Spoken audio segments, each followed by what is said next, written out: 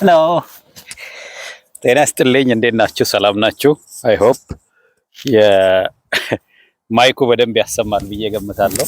ዛሬ እንግዲህ እንደነገርኳችሁ ጋዜጠኛ መሆን መጀመሬን የኢትዮጵያን ስራ በሰፊው ለማስተዋወቅ የበለጠ ስራችንን እንድታውቁ አውቃችሁ አብራችሁን እንድትሰሩ ለማድረግ በደንብ ዝግጁ ሆነን ተነስተናል እና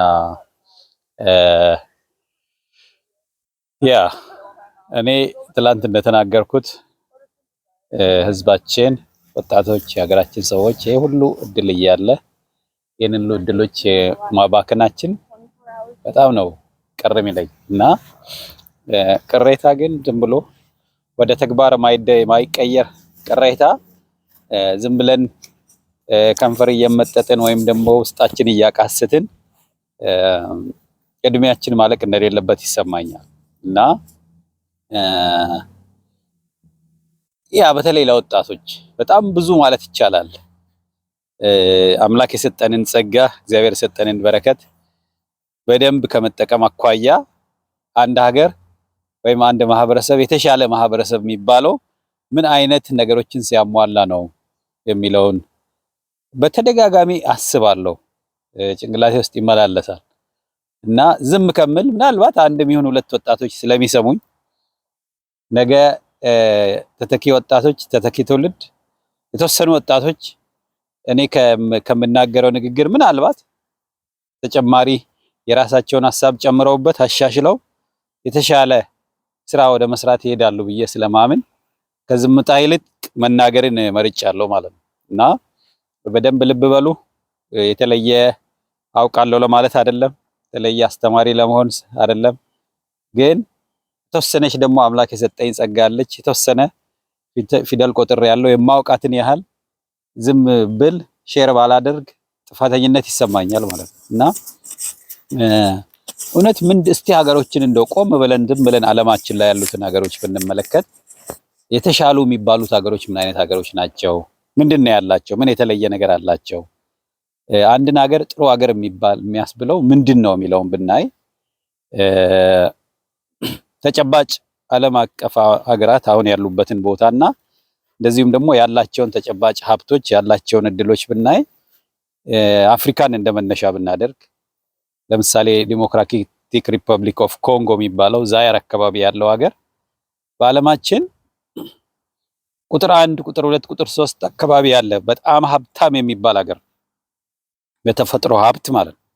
እጅግ የታደለ በዓለም ላይ አሉ የሚባሉ ማዕድናት በጣም ትልቅ ዋጋ ያላቸው ማዕድናት ያሉበት ሀገር ነው ዲሞክራቲክ ሪፐብሊክ ኦፍ ኮንጎ ማለት። ነገር ግን ያሉበትን የኑሮ ሁኔታ ደግሞ ብናይ ከሌሎች ሀገሮች ያነሰ በጣም ኋላ የቀረ ነገሮች እንዳሉት ትረዳላችሁና ምንድነው ለዚህ መሰረቱ? ለምንድነው ይሄ የሆነው የሚለው ራሳችንን ብንጠይቅ ሀብቱ ትልቁ የባከነው ሀብት ግን ምንድነው? የሰው ልጆች ሀብት ነው ማለት ነው። ሀብት ትልቅ ሀብት የሚባለው እንትኑ አይደለም፣ ቁሳቁሱ አይደለም፣ ዳገት ቁልቁለቱ፣ ማዕድኑ፣ ምኑ ሳይሆን ያለው የመንግስትና የህዝብ አስተዳደር ስርዓት ምን ያህል ጠንካራ ተቋም አላቸው። ሰዎችን፣ የሰውን አእምሮ፣ የሰውን የተፈጥሮ ጸጋ በተለይ የሰው ልጆችን የመጠቀሙ አቅም ነው ሀገሮችን የተለያየ ቦታ የሚያስቀምጣቸው። በአየር ንብረት ሁኔታ እንኳን ብታዩ እንደዚሁ አሁን ዓለም የደረሰበትን ትልልቅ ስልጣኔ ደረጃ የደረሱ ሀገሮች ያላቸውን የአየር ሁኔታ ስናይ በጣም ከባድ በረዶ፣ በጣም ከባድ ሙቀት የሚያስተናግዱ ሀገሮች ናቸው። ግን ከኛ ደግሞ ይሻላሉ በተለያየ መልኩ ማለት ነው እና ስለዚህ ይህንን እውነታ ካወቅን እንዴት አድርገን ነው ወጣቱን የወደፊቱን ትውልድ ነገ የተሻለ ቦታ እንዲደርስ የምንፈልገውን ትውልድ ከኛ የተሻለ እንዲያደርጉ ምናደርገው ነው። እንግዲህ ይሄ ዝም ብሎ የአጭር ጊዜ የ1 ደቂቃ ወይም የ10 ደቂቃ የ1 ሰዓት ውይይት አይደለም። መሰረታዊ ነገሮችን በዘርፉ እየከፈሉ ማየት ይፈልጋል። አንደኛ ዓለም አቀፍ ነገሮችን፣ ሁለተኛ አጠቃላይ የሰዎችንና የምጣኔ ሀብት ነገሮችን ማየት ይፈልጋል። ባህልን ማየት ይፈልጋል። የኢኮኖሚ ስርዓትን ማየት ይፈልጋል። ፖለቲካ ስርዓቱን ማየት ይፈልጋል፣ ሃይማኖትን ማየት ይፈልጋል፣ ባህልን ማየት ይፈልጋል፣ ጾታዊ ግንኙነቶችን ማየት ይፈልጋል፣ ስለ ቤተሰብ ስትራክቸር ማየት ይፈልጋል። ብዙ ነው ያለው ስለ ስራ ባህል እና አጠቃላይ የሀገሮች ታሪክ ሀገሮቹ ሲጀመሩ የሄዱበት ሂደቶችን ማየት ይፈልጋል ማለት ነው። እና እኛ እንደ ኢትዮጵያዊ ለኔ አሁን ትልቁ አጀንዳ የኢትዮጵያ ጉዳይ ነውና እንዴት ነው የምናየው ይሄንን ጉዳይ? ምንድነው እስቲ የሚሰማችሁ? እመጣበታለሁ በሚቀጥለው። እስቲ ይሄን ጥያቄ እዚህ እንትን ላይ እንዴት እንወያይ የሚለውን እንደው ትንሽ ብትጨምሩልኝ ደስ ይለኛል። አመሰግናለሁ።